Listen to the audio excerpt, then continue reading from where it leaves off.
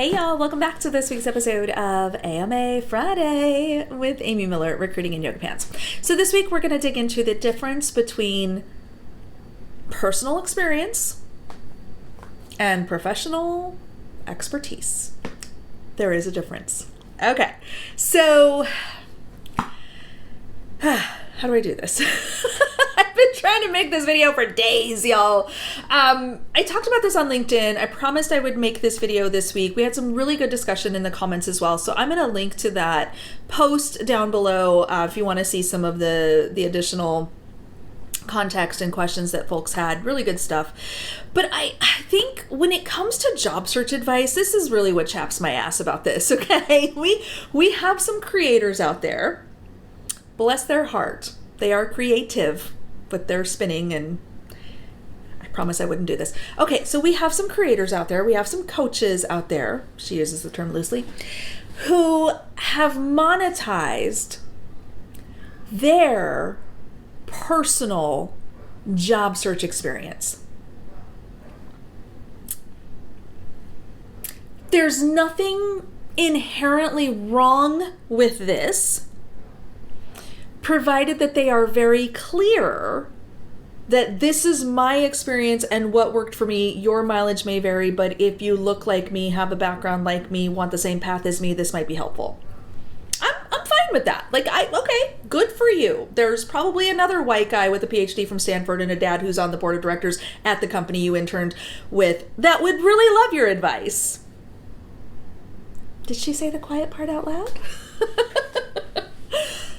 But I just want us to acknowledge that not everyone has the same resources, has the same background, is coming from the same privileged place. I am a very privileged employee, and I know that. Now, 20 years ago, it was a different story.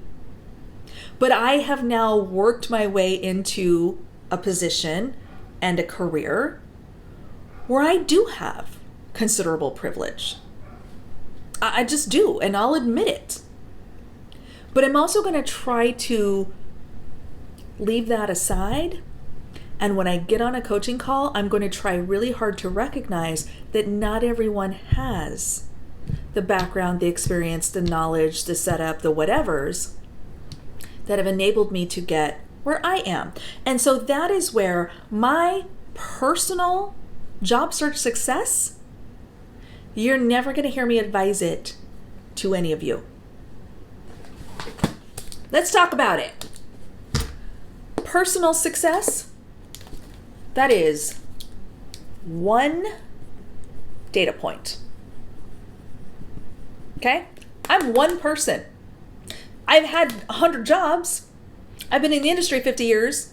Okay, it's more like 19 jobs in 25 years, but you get what I'm saying. Oh, not 19, that's way too many. I don't know. I'll do the math later. One data point. I'm one person who had a job search journey. My personal professional experience, damn near infinite. I mean, it's not infinite, obviously, but thousands. I mean, thousands and thousands and thousands of interviews, recruiter phone screens, offers made, offers accepted and declined. Maybe hundreds of declines. Maybe not thousands. I don't know. I'd have to do the math. But imagine 25 years later, I'm just joking about the infinity, but easily thousands of data points. Okay? So if I know that networking was the key to my success, and certainly believe me, I have strongly benefited from people who love me saying my name in the right rooms. And I am so grateful. I don't even want to start naming names because I will forget somebody and feel terrible about it. But even the job I have today, my very, very dear, sweet, close friend who I love referred me to this job. I'll mention your name, Jamie, because you're amazing and I love you. So I have absolutely benefited from networking. However, going back to these thousands and thousands and thousands of data points, direct applicants is my biggest source of hire and has been for years. So if I were to say, well, my personal experience is networking, don't apply, and some of these coaches do, that actually flies in the face of my professional lived experience. It's not about what happened to me. Who gives a shit what happened to me? We're talking about what puts the odds in your favor. And following my path ain't it.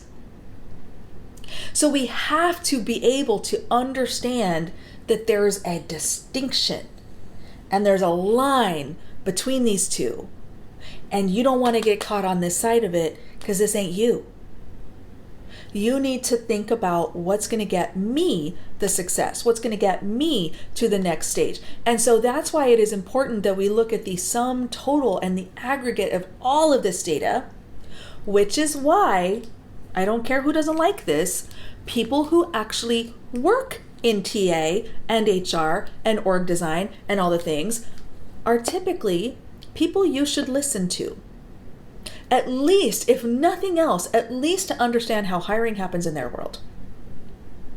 I've had people argue with me about cover letters, and I've been, again, as usual, it depends. I always have my little qualifiers and explain why, you should or shouldn't or whatever. And I always say, defer to what the company expects. If it's required, of course. If it's not, whatever. I've had people argue with me and tell me they're going to send one anyway. My company doesn't accept them. So it's that kind of frustrating, you're banging your head against all the wrong walls, my friends. You have to check this personal bias at the door and really understand what is the actual professional expertise guiding you towards. Okay? So, leave that alone for a moment.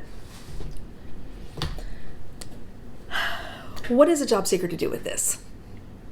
So now you know, oh shit, a lot, not all, a lot of coaches have monetized their personal experience, and that's fine. But if my personal experience doesn't look like theirs, how helpful is that to me? That's what we got to figure out. That's what I want you to unpack. So there's two things that I want you to pay attention to. Whether it's paid services, whether it's recruiters that you might be following, whatever. And I'll include myself in this. I have biases. I work for a very specific company, recruiting for a very specific thing. My worldview is formed by that. Now, my coaching worldview, I try to use all of the 25 years of experience that I have and try to leave lots of caveats and loopholes. But I recognize that my job search content and worldview when it comes to hiring is through the lens of my heavy emphasis on here, okay? So number one, follow people with a healthy amount of skepticism. I mean, you need to be a little skeptical, okay? Don't follow skeptical people, except me. You can follow me. As you are figuring out, who do I want to follow? Who do I want to take advice from? Whose newsletter am I signing up for?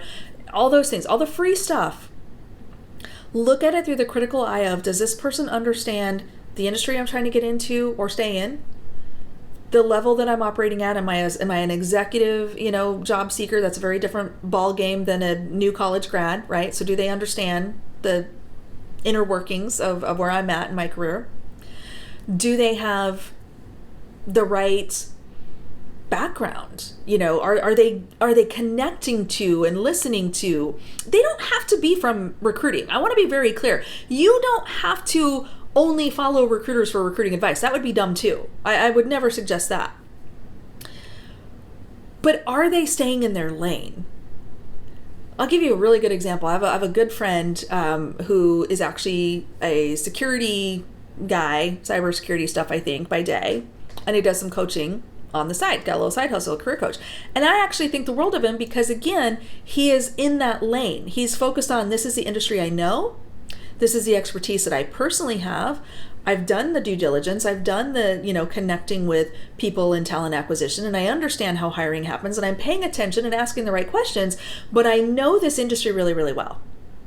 And so his content is geared around that focus area, which I think is brilliant. That's the person you want to follow if that's the industry you're looking to get into. I have 3 people I regularly recommend to new software dev engineers, just coming out of boot camp, just coming out of college, whatever.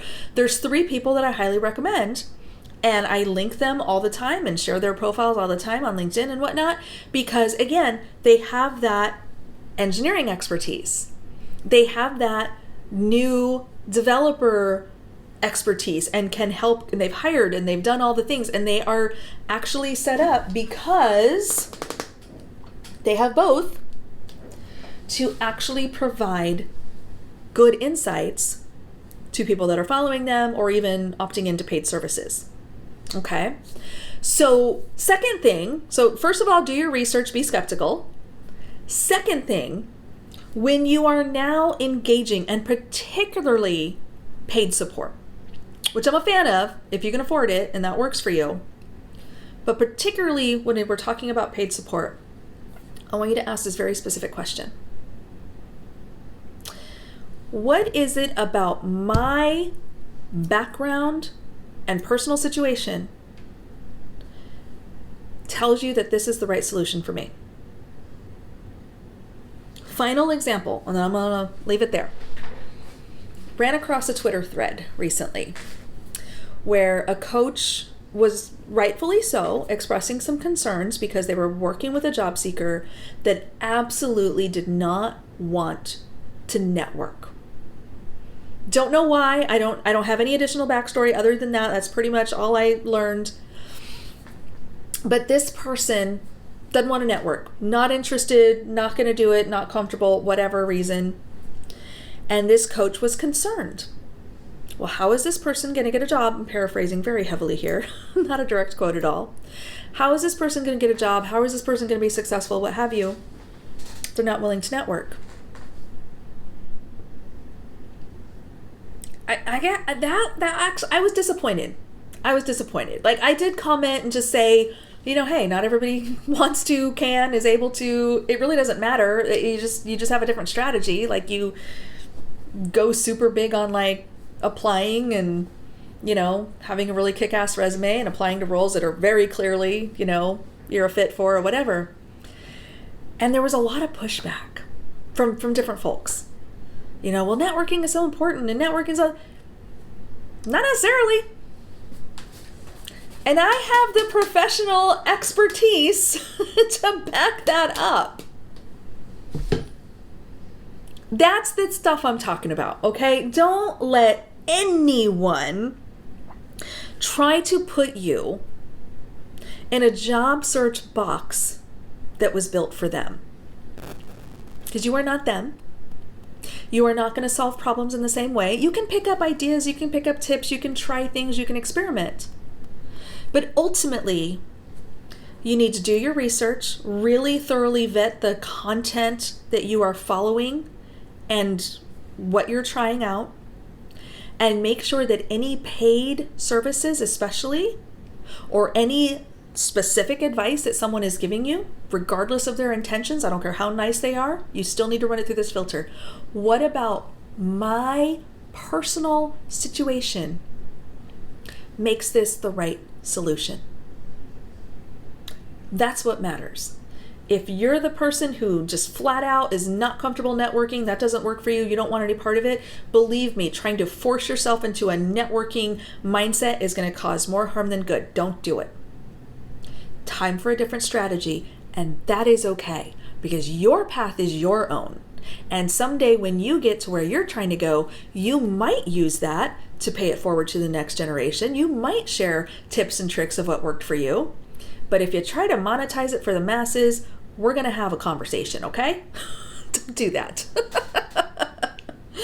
All right, y'all. This is a long one. I hope that gave you some clarity. I did not touch all of the specific things we dug into in the LinkedIn post, of course, but I really just wanted to clarify that you absolutely have the right to be skeptical, ask questions, and ultimately create the job search strategy that feels right for you. All right, y'all. See you next week.